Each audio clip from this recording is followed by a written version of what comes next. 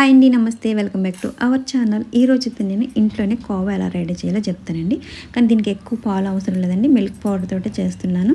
కానీ దీనికైతే నేను ఒక కప్పు పాలు, ఒక కప్పు బెల్లం తురుమండి తీసుకున్నాను.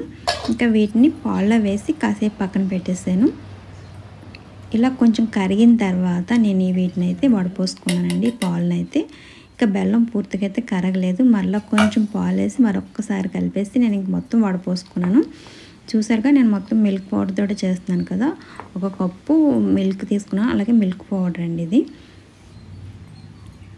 ఇలాగా 2 కప్స్ మిల్క్ పౌడర్ అయితే వేసుకున్నాను. కప్పు పాలు, కప్పు బెల్లం, 2 కప్స్ మిల్క్ పౌడర్ అండి.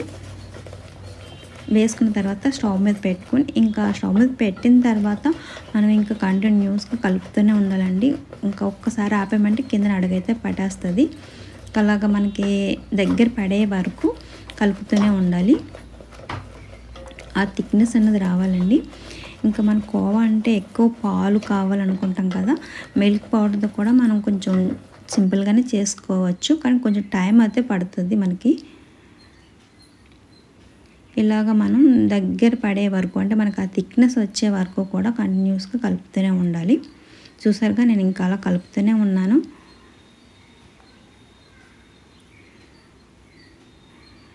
ఇంకా చాలా ఈజీగా అయితే చేసుకోవచ్చండి. ఎందుకంటే టైం అయితే పడుతుంది, కానీ తక్కువ ఇంగ్రీడియంట్స్ తోటి చేసుకోవచ్చు. మిల్క్ పౌడర్ అంటే మనకి ఇంట్లో తక్కువ పాలతో చేసేసుకోవచ్చు.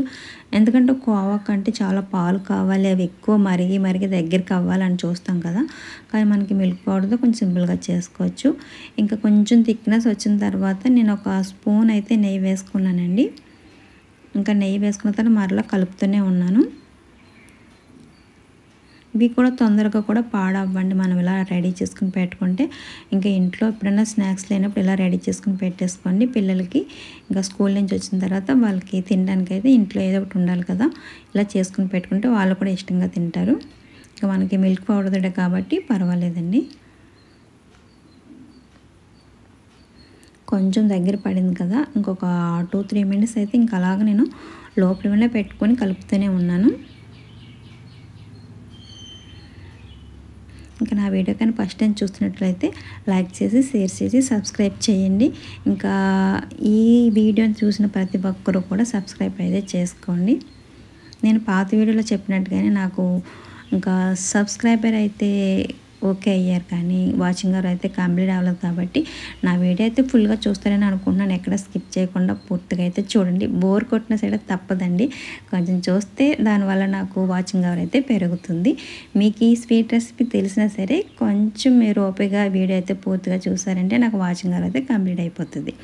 ఇంకా చూసారుగా ఇది కూడా కంప్లీట్ అయిపోయింది కదా. నేను ఒక ప్లేట్లకు వేసేసుకున్నాను. కొంచెం చల్లారిన తర్వాత ఇలాగ మనం రౌండ్స్ బాల్లా చుట్టుకున్న తర్వాత మనకి ఇంకా కోవా అలా రావాలనుకుంటే మధ్యలో చిన్నగా ఇలాగ ఒత్తుకుంటే మనకి కోవాలాగా చిన్న కోవా అయితే రెడీ అయిపోతాయండి. చాలా సింపుల్గా చేసుకోవచ్చు, కానీ టైం అయితే కొంచెం పడుతుంది మనకి. ఇలాగ నేను అన్ని పీసెస్ని కూడా రెడీ చేసుకున్నాను. చూసారుగా ఇంకా స్వీట్ రెసిపీ అయితే రెడీ అయిపోయింది. మీరు కూడా ఒకసారి అయితే ట్రై చేసేయండి. ఇంకా పీసెస్ అయితే ఇలాగ అన్నీ కూడా నేను రెడీ చేసుకుని ఒక ప్లేట్లోకి అయితే కొంచెం సేపు డ్రై అయ్యే వరకు ఉంచుకొని ఇంకా బాక్స్లోకి అయితే పెట్టేసుకోండి. ఇంకా మరొక వీడియోతో మళ్ళీ కలుపుతామా. Please subscribe to my channel Ratnam cookings and blogs. Thank you.